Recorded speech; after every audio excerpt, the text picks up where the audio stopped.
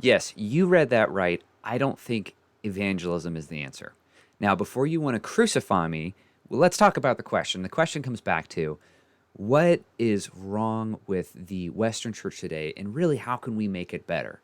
And for that question, the answer is not evangelism. At least I don't think so. Anyway, before we get started, my name is Ben Reese. This channel is called Yea Hath God Said, and it is my goal to help you through your doubts to arrive at faith. Now, evangelism, the answer, hot topic. I am not saying that evangelism is bad, but I am saying, what is it good for? Not absolutely nothing. Okay. I know that's what you're thinking because that song. Okay.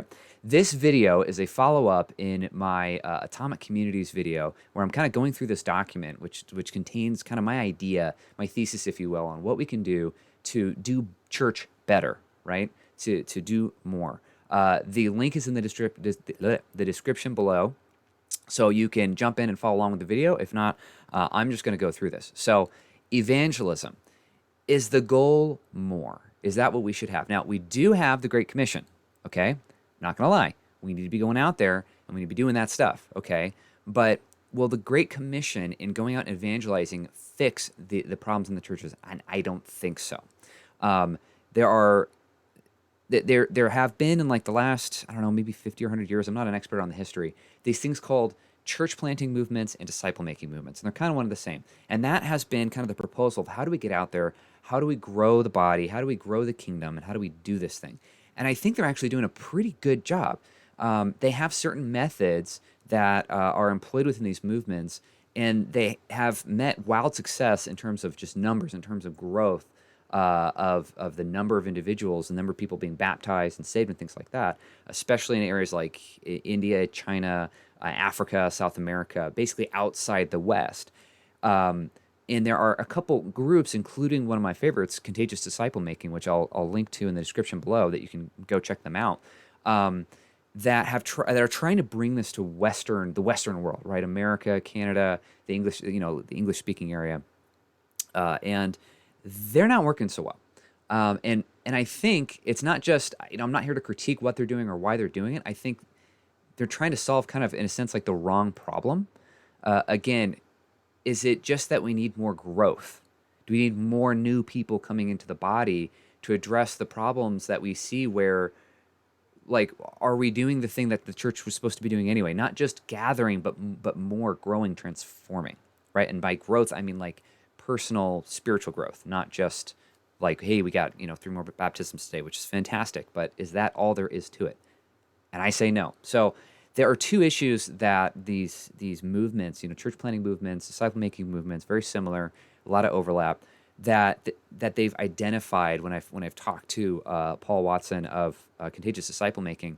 And what he said was, first off, and this shouldn't surprise anyone who's been here for more than like 5 seconds, is Americans do not want to work on something for more than like 6 months, and I would maybe say 6 minutes, but let's say 6 months, without some kind of return, right? And according to Paul, and he definitely has experience, him and his dad have very real experience starting real movements, and they take like 10 years to start. I mean, there's a lot of spiritual battles to overcome, and a movement, just in case you don't know, is kind of defined as, I think the official definition is like you have at least 100 people who have come to faith in at least, it was either 2 or 3 different lines. So if anyone familiar with network marketing, it's kind of that. I mean, Jesus invented it, controversial statement, but whatever. So you have like, this group of people, these leaders have created these generations. I think it's 4 generations of Bible studies or communities, right, that have started with new believers. That's the key. This isn't just sheep trading, as I've heard it called, that you see a lot of in the West in terms of church growth. It's usually you're just taking people from, or other people from other churches in your community are coming to you, right, or moving from out of state or something. No, these movements are actual. They're like new converts, so that's great. There are 4 generations deep, so they're actually replicated and multiplying, which is a key. That's like the big part of movement, and that's really great. And there's multiple streams, so it's not just like on one leader, and if one leader kind of goes away, it disappears. At that point, when you have 100 people, 4 generations deep, at least 2 or 3 different kind of lines, then if that starting person, that starting missionary, that starting movement starter, disappears from the scene, the movement keeps going. Okay. Now, I want to be really clear. I greatly admire this, and I've been participating with Contagious Disciple Making for like 2 years or something now. And I think it's great. But their observation is still there that in the West, this doesn't work so well because these things take time to do. Now, secondly, there can be these incorrect measurements of success. Like, are we winning? And I mean, let's face it, most of the time in the Western church, in America especially, we're like, okay, how big's our church? How many people are attending? What is our budget? Right? And what they're never doing is looking at reproduction. Right? What they're never doing, or at least I've never experienced this, was a church that was going out there and actually asking its people serious questions like, hey, how many times have you shared your faith with someone this week or this month or this year? And usually when that kind of comes up, it's like, okay, how many of you have shared your faith at least once this year, right? And you'll get maybe half the people raise their hands, okay? To me, that is a screaming huge problem, and that's what one of the main focuses of movement is. It's all about that. It's about sharing in obedience to the gospel and getting the gospel out there. And I really admire that, but they're still, I think, not measuring something that's key, right? I mean, yeah, we're trying to, for those of you who still believe Jesus needs to come back, and I'm one of them, we're trying to get the gospel out there. There might be some prophecies around that, but is that all? And are those movements measuring maturity? And is maturity just defined as reproduction? Well, if you can reproduce, if you can go get new people in a new Bible study, a new discovery study, and have them studying, and then that can reproduce, is that happening? And in a sense, yes, that is something that they're trying to do, right? Because they're trying to find leaders, people who can start multiple studies and work with multiple people and help them do the movement-y type activities, either planting more churches or things like that. But again, like what they just found, what they've been sharing this summer, is that they didn't realize it, but as they started polling ministry leaders, I mean, these are like the equivalent of pastors right here, where they have, dozens or even hundreds of people who they are sort of spiritually in charge of, in a sense, organizationally. And they're asking them, how long a day do you spend in the Word yourself? Like, not teaching, not preparing for a sermon, but like your own personal reading, your own personal study, and your own personal prayer. And they're saying like 15 to 30 minutes, maybe, like sometimes not even that. And, I bet some of you, I'm kind of one of those people who are like, wow, it's amazing. You spent 15 minutes reading your Bible and praying. Like, God bless you. That's wonderful. But really, if we actually stop to think about that for a second and we look at what Jesus was saying, like, love the Lord your God with all your heart, mind, soul, and strength. And, is that 15 minutes, right? Study to show yourself approved. Is that like 5 minutes? Is that like a devotion with like 2 verses and then 2 paragraphs from Oswald Chambers? And I love the guy, but still, like, I don't think that's what Jesus is going for, right? Or at least that's a great start. That's like I'm crawling. Now it's time to stand up and start walking and start running.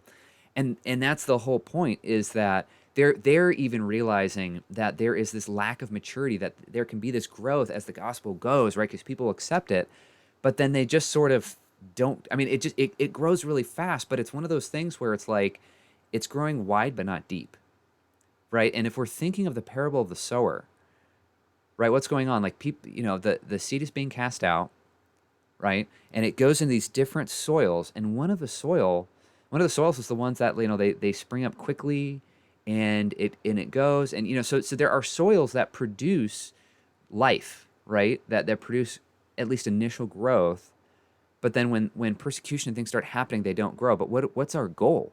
What are we really trying to get into the good soil that produces 30, 60, and 100-fold? Is that just numbers? Is fruit just being able to tell other people about the gospel, right? And I think that is my focus. That's what I really care about. So when thinking about evangelism, is evangelism the answer? It's part of it. I mean, I don't think we shouldn't evangelize. I just think that shouldn't be the focus. And I'm actually going to get into the next video why that is exactly. But if movements or churches or whatever is focused on just gathering new members, but there's very little focus on maturing existing members, I think we have a problem there. And I think that all comes back to our understanding of the Great Commission and what does it mean to make disciples, and what my next video will be about, which is, should we even be making disciples? So, stay tuned. I'm going to record it right now, but it might take a couple days to actually get published. So stick around. If you thought this was interesting, please give it a like. Again, comment if you have any ideas or you disagree with me or you have some stories from your own church. Please share it. I'd love to hear that. Subscribe if you want to get that next video, and especially click the little notification bell if you want to know when that next one posts. Anyway, it has been great to talk with you today. I hope to see you again soon, and thanks for watching Yea Hath God Said.